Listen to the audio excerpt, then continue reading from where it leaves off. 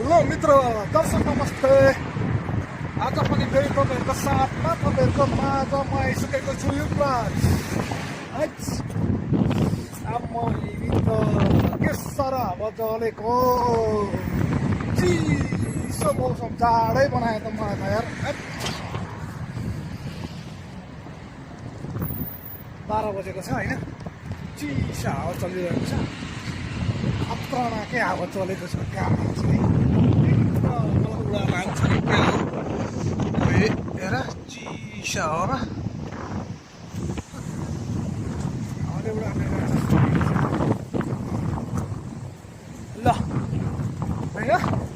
अस्तिदेखि चुनाव चुनाव चुनाव चुनाव चुनाव चुनाव चुनाव भन्थ्यो होइन, चुनाव पनि सक्यो हालेर। Vote counting vote counting vote counting भन्थ्यो, भोट काउन्टिङ पनि भइसक्यो। धेरै धेरै धन्यवाद सुनसरी एक धरानको वासीहरूलाई, धरानवासीहरूलाई चाहिँ म के भन्न चाहन्छु भनेर, म श्रम स्वीकृति पार्टी होइन माटोबाट होइन भर्खरसम्म बाङ्ला जिताइदिनु भएकोमा हजुरहरूप्रति आभारी छु। यो चाहिँ होइन, म हुनु त माटोको झोले चाहिँ होइन, तर उहाँको भिजन, उहाँले गरेको काम चाहिँ एकदमै धेरै मलाई मन पर्छ। हावाको भेग हेर त गाइस,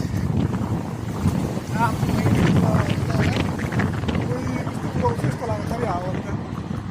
मेरो एउटा साथी छ, एउटा साथी छ सँगै काम गरेको, त्यो चाहिँ मलाई पिसामा त गाउँदै उयो आउँदो रहेछ।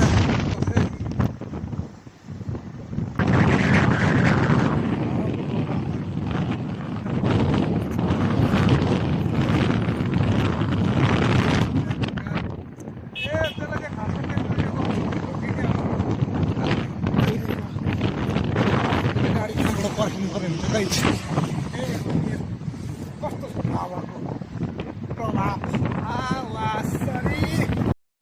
लगाइछ मेरो सिटी बस पनि आइपुगेको छ।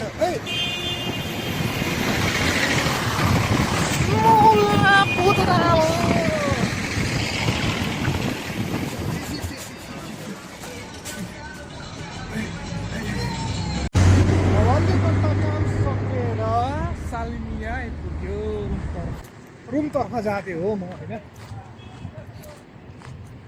अब यो हवालीमा निकै जाडो थियो यार, यतातिर समुद्रको छेउछाउतिर पर्छ कि क्या हो, त्यही भएर अब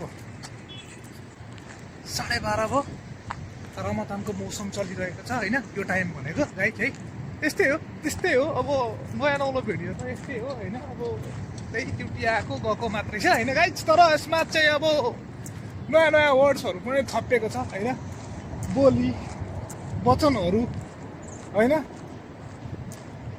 त्यही हो नयाँ नौलो कुराहरू थपिएको छ, त्यही नै गाइस। भन्दा पनि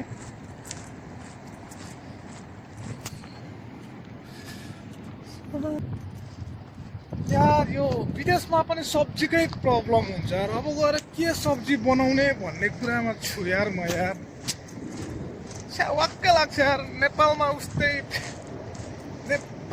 उस्तै सब्जी बेलुका के खाने भन्ने कुरा हुन्थ्यो होइन। विदेश आइयो भने विदेशमा पनि अब सब्जी के खाने, खाँदै चिकन नखाँदै आलु होइन। अब त्यही हो क्या, अब के खानु यार। होइन अब खानु त धेरै चिज छ होला होइन, तर अब छिटो मिठो हुन्छ नि त, छिटो मिठो पकाउनु पऱ्यो होइन। रातिको 12:30 भएको छ, 12:30को टाइममा पकाएर खाएर सुतेर उठ्नु पऱ्यो, त्यही हो क्या गाइस। त्यस्तै हुन्छ क्या, त्यही भएर कस्तो अब के पकाउने होला सब्जी भन्दा दिमागमा मेरो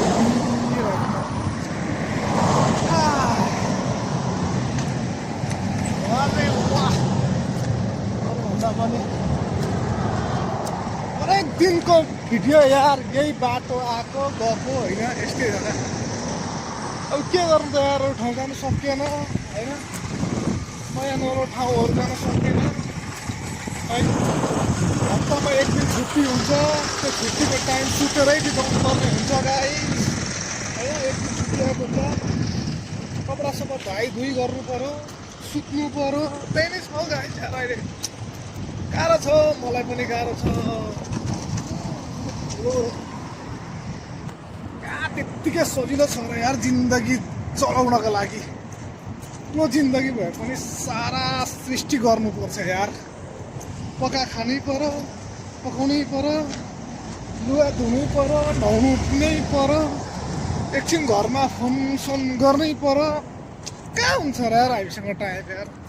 परदेशी मैले परदेशी भन्नु मात्र छ क्या, तर छोरी मान्छेहरूसँग चाहिँ टु मच टाइम यार होइन, हामीसँग चाहिँ हुँदैन क्या।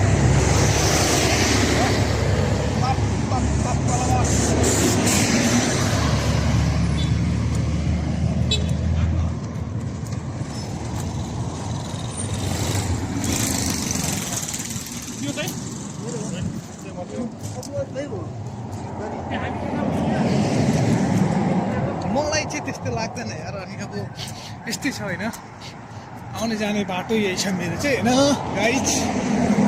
के छ र यस्तै छ हो जिन्दगी। कतिचोटि जिन्दगी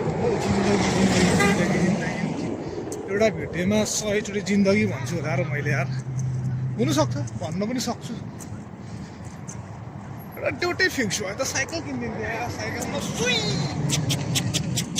साइकलमा चाहिँ हिँड्थ्यो क्या गाई चाहिँ होइन। यो चाहिँ नाइटको थोरै भ्यूहरू देखाइदिएको होइन, थोरै सानो छोटो मिठो भ्लग बनाएको यो नाइटको टाइममा होइन, ड्युटी सकेर आएको। अब भोलि बिहानदेखि बेलुका गएको ड्युटी बनाउने छु होइन। अब मेरो रुम पनि आइसक्यो, त्यसैले अहिलेको लागि म के भन्न चाहन्छु भने यति भन्दै तपाईँहरूबाट बिदा हुनु चाहन्छु। मेरो प्यारो प्यारो मित्र हो, बाई मित्रहरू।